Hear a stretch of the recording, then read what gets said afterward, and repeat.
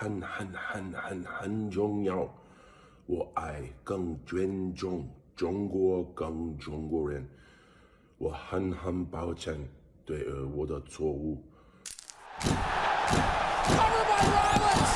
Rollins with the title! Rollins with the title!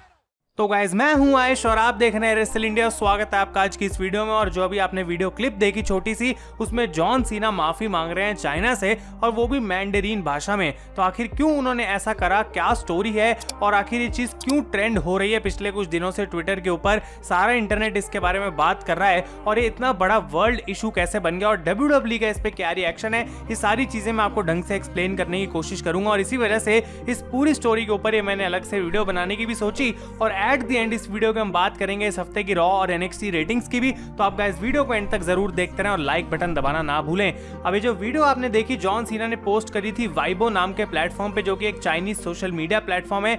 और यहाँ पे गाइस उनके 6 लाख फॉलोअर्स हैं और वो बार बार इस वीडियो के अंदर सॉरी बोलते जा रहे हैं। और ऑब्वियसली हम लोगों को तो मैंडरीन आती नहीं है, तो इनकी ये जो पूरी वीडियो की इंग्लिश ट्रांसलेशन है अभी आप स्क्रीन के ऊपर पढ़ सकते हैं। और बेसिकली जॉन सीना ने इस वीडियो में ये बोला कि देखो भाई, हमारी फास्ट एंड द फ्यूरियस की मूवी आने वाली है और उसके लिए मैं बहुत सारी अलग अलग इंटरव्यूज कर रहा हूं, और उसमें से एक इंटरव्यू में मुझसे बहुत बड़ी गलती हो गई और उस चीज के लिए मैं सॉरी बोलना चाहता हूं। और वो कहते हैं कि मैं चाइना और चाइना के लोगों को काफी ज्यादा रिस्पेक्ट करता हूं और ये चीज तुम्हें बिल्कुल पता होनी चाहिए। तो जॉन सीना ने आखिर ये अपॉलॉजी मांगी क्यों है और उनसे ऐसी क्या गलती हो गई, इसके बारे में हम अब बात करते हैं गाइस। तो एक्चुअली में सीना ने एक इंटरव्यू दी थी और वहां पे उन्होंने ये बात बोल दी कि पहली जगह जहां पे लोग वर्ल्ड में फास्ट एंड द फ्यूरियस 9 यानी कि F9 मूवी देख पाएंगे वो होगी ताइवान के अंदर। और ये कंट्रोवर्सी इसलिए इतनी ज्यादा बन चुकी है क्योंकि चाइना एक ऐसी कंट्री है जो कि ताइवान को एक अलग कंट्री की तरह रिकॉग्नाइज नहीं करती। और ये चीज जो है गाइस उनके बीच में काफी समय से चलती आ रही है, वर्ल्ड वॉर 2 के टाइम से।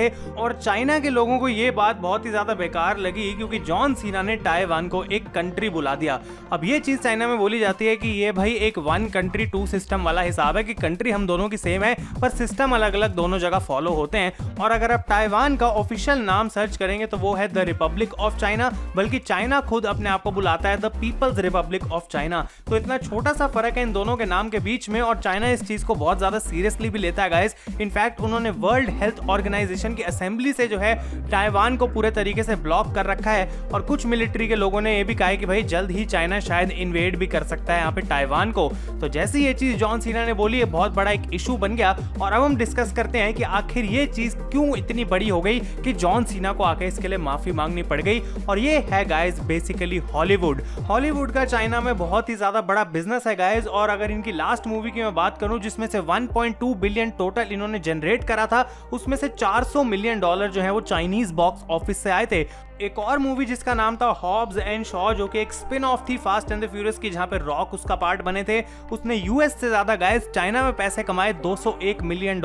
तो ऑब्वियसली इन नंबर से पता लगता है कि जो चाइना का इंपैक्ट पड़ता है हॉलीवुड के ऊपर वो कितना ज्यादा है। और F9 यानी कि जो मूवी आने वाली है जॉन सीना की, ऑलरेडी गाइस चाइना के अंदर आ गई है, वहां सिनेमाज में चल रही है और $136 मिलियन ऑलरेडी उसने जनरेट कर दिए हैं। तो ऑब्वियसली अगर इतने ज्यादा पैसे चाइना से आते हैं और अगर हम चाइना के लोगों को ऑफेंड कर देंगे तो हो सकता है कि वो बॉयकॉट या कुछ कर दें और फास्ट एंड द फ्यूरियस की फ्रेंचाइजी के लिए बहुत बड़ा नुकसान हो। तो यूनिवर्सल पिक्चर्स जो कि इस मूवी के पीछे गाइस है, शायद उन्होंने ही जॉन सीना को जाके ये बात बोली कि उनको सॉरी बोलना चाहिए, और वही चीज जॉन सीना ने करी। ऐसा नहीं था कि उनका खुद का मन करा और वो जाके एक अपॉलॉजी पोस्ट कर रहे हैं। तो ये बहुत बड़ी रेप्यूटेशन की बात थी जो कि चाइना के लोगों के सामने सीना क्लियर करना चाहते थे, और इसकी वजह से गाइस उन्होंने यहाँ पे सॉरी भी बोला।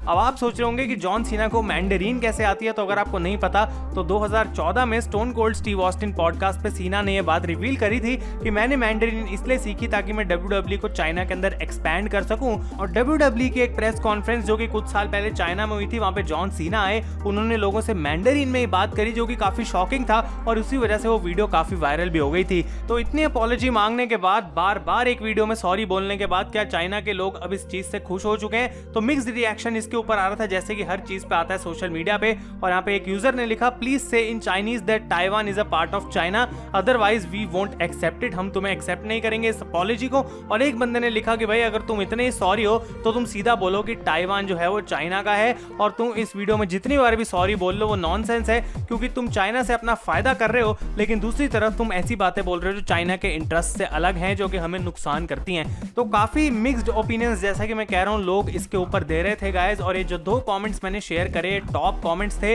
इस वजह से मैंने आपको ये बताया। लेकिन WWE आखिर इसके बारे में अब क्या सोच रही है, कि आखिर क्या उनकी थिंकिंग है, और रिपोर्ट्स ऑलरेडी बाहर आ रही हैं, हमें बता रही हैं, और ऑलरेडी ऐसी रिपोर्ट्स आ रही हैं जो कि बताती हैं कि इस चीज से WWE बिल्कुल खुश नहीं है। और उसका मेन रीजन है कि उन्होंने ये अपॉलॉजी खुद इशू नहीं करी, उनका इस चीज पे कोई कंट्रोल नहीं था, और शायद जॉन सीना पे इतना प्रेशर था कि WWE को इस चीज के लिए कभी कंसल्ट नहीं करा गया। और ये माना जा रहा है कि काफी ज्यादा नेगेटिव वे में इसको लिया जा रहा है विद इन WWE। तो ये चीज गाइस बहुत ज्यादा इंटरेस्टिंग बन गई है, क्योंकि जॉन सीना का रिटर्न की भी बातें आ रही थी अभी कि वो वापस आने वाले हैं, वो टूर्स भी करेंगे WWE के साथ। तो काफी सारी चीजें हैं जो कि WWE को भी मेक श्योर करनी है कि भाई उनके सुपरस्टार ने अगर कुछ ऐसा बोला है तो उनके भी फैंस है चाइना के अंदर, तो शायद WWE को भी इसके बेसिस पे अपॉलॉजी मांगनी चाहिए, लेकिन वो मौका उनको कभी मिला नहीं है। तो गाइस स्टोरी काफी इंटरेस्टिंग हो चुकी है, और इसके ऊपर CM पंक ने जो है एक ट्रोल करा हमेशा की तरह। उन्होंने अपनी बायो में जाके लिख दिया था ताइवान इज अ कंट्री, फिर कुछ समय बाद हटा दिया था।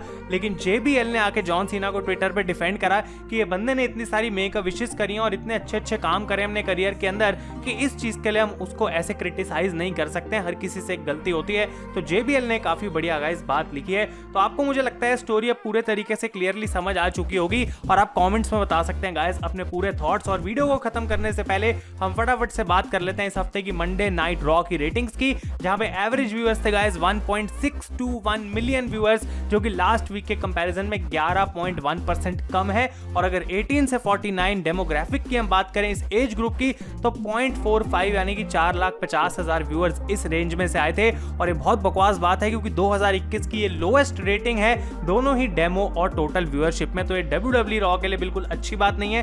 और NXT की हम बात करें, जहां पे NXT championship on the line थी, उसकी व्यूअरशिप गाइस ऑलमोस्ट सेम आई, 0.29% कम हो गए, 6,98,000 व्यूअर्स NXT के आए। और 18 to 49 डेमोग्राफिक की अगर हम बात करें गाइस, तो यहाँ पे इनकी रेटिंग रही 1,30,000 व्यूअर्स। तो ये थी इन दोनों शोज की रेटिंग्स। और AEW डायनामाइट का शो गाइस आज नहीं था, अब कल होने वाला है। लेट्स सी, अगर उसमें कुछ बड़ा होता है तो मैं शायद उसको कवर करूंगा, लेकिन डबल और नथिंग का रिव्यू आपको डेफिनेटली चैनल पे देखने को मिलेगा। और साथ के साथ एक छोटा सा अपडेट ऑन फिन बैलर, क्योंकि वो NXT में जो है वो खत्म हो चुका है उनका सीन, वो हार गए एक बार फिर से कैरियन क्रॉस से। अब क्या होने वाला है? तो रिसेंटली एक इंटरव्यू आई जहां में फिन बैलर ने क्लियरली इस बात को बोला कि अब शायद समय आ गया उनका फिर से मेन रोस्टर पे जाने का। तो हमें गाइस थोड़ा सा वेट करना पड़ेगा, हो सकता है फैंस के आने तक, लेकिन फिन बैलर का रिटर्न अब मुझे होता हुआ दिख रहा है मेन रोस्टर पे। अब बस इंटरेस्टिंग बात ये होगी कि क्या वो रॉ पे जाएंगे या फिर स्मैकडाउन पे। तो गाइस जितनी भी ये स्टोरीज हमने कवर करी हैं मेनली जॉन सीना के ऊपर, उस पे आप अपने कमेंट्स बताएं, ओपिनियंस बताएं सारी चीजों पे। और आज शाम को कल के Q&A की पोस्ट भी आ जाएगी, तो आप उस पे अपने क्वेश्चंस पूछ सकते हैं। तब तक के लिए thank you so much for watching guys. मैं हूं आयुष और आप देख रहे हैं रेसल इंडिया।